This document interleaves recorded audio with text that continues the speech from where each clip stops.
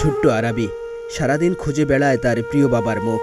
তবে বাবাকে সে আর কোনোদিন কাছে পাবে না তার ভালোবাসাও। তাই তো চিরতরে হারিয়ে যাওয়া বাবার ছবি বুকে নিয়ে তাকে খুঁজে ফিরছে সে। আরাবি বৈষম্য বিরোধী আন্দোলনে নিহত মাসুদ রানার শিশুকন্যা। মাসুদ রাজধানীর মিরপুরে একটি বেসরকারি কোম্পানিতে চাকরি করতেন। কোটা সংস্কার আন্দোলন চলাকালে মিরপুরের পুলিশের গুলিতে তিনি মাটিতে লুটিয়ে পড়েন। প্রথমে তাকে মিরপুরের আলোক হাসপাতালে নেওয়া হয়। সেখান থেকে নিউরোসায়েন্স হাসপাতালে নিলে সেখানেই মারা যান তিনি। এরপর তার মরদেহ গ্রামে এনে দাফন করেন স্বজনরা। 7 তারিখে বেলা 5:30টায় গুলি লাগছে।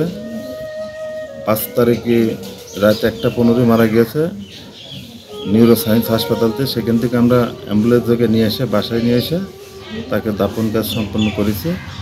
তার ডেথ সার্টিফিকেট দিয়েছে। সেই সার্টিফিকেটে হসপিটাল থেকে যে সার্টিফিকেটটা দিয়েছে তাতে যে গুলিটা রাখছে মাথায় ওটা পুলিশের গুলি, এটা উল্লেখ করা আছে তাতে।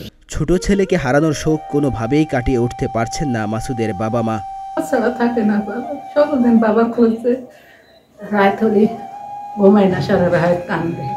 বাবা অফিস থেকে এসেছে, মেয়ে ঘুরতে নিয়ে যাইতো, আমি ঘুরতে যাবো বাবার সাথে ঘুরতে যাবো। কি যে করবো আর কেমন করে যুগের কি করবো, এই আমার চিন্তা। কেমন করে চালাবো আমি, কি করবো। ছেলের মতন তাকাইনি, বোর মতন তাকাইনি যায় না, আপনার মতন তাকাইনি যায় না, বুকের তো তাকানো আমার বুক ফেটে যায়। বলেছে কি হইল আমার, 5টা ছেলে মেয়ে হল, 5টাই আমার সামনে আছে। খুব কষ্ট করে ছেলে মেয়ে মানুষ করেছে। এই জায়গা দিয়ে বেরিয়ে মাথা মানে ডানের দিক গুলি করে মাথা দিয়ে বেরিয়ে। সরকারের কাছে স্বামীর হত্যাকাণ্ডের বিচার চান মাসুদের স্ত্রী জান্নাতুল ফেরদাউস। টুকু তো ওদের জন্য করতেই পারি, এই বলে নাকি হচ্ছে গেছে পানি খাওয়াতে। তা এর আগেও নাকি সে 2 দিন গেছে আন্দোলনে, গিয়ে স্টুডেন্টদের পানি খাওয়া আসছে, কিন্তু আমি জানতাম না, আমাকে কখনো বলে না। আমি পরবর্তীতে শুনতে পারলাম যে আমাদের এক বড় ভাইয়ের মেয়েকে পড়াইতে আসে ওর টিচার বলল যে ভাইয়াকে আমি আরও 2 দিন দেখছি, ওইখানে গেছিল আন্দোলনে পানি খাওয়াইতে। ও তো স্টুডেন্ট, ও তো আন্দোলনে থাকতো, বলল যে ভাইয়া গেছে।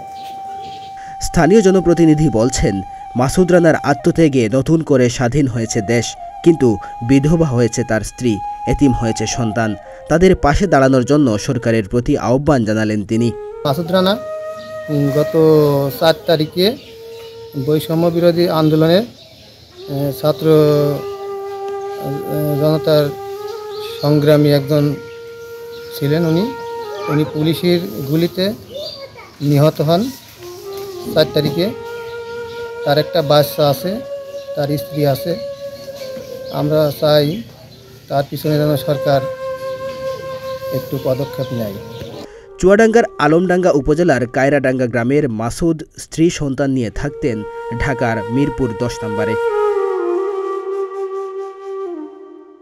ডেস্ক রিপোর্ট, প্রতিদিনের বাংলাদেশ।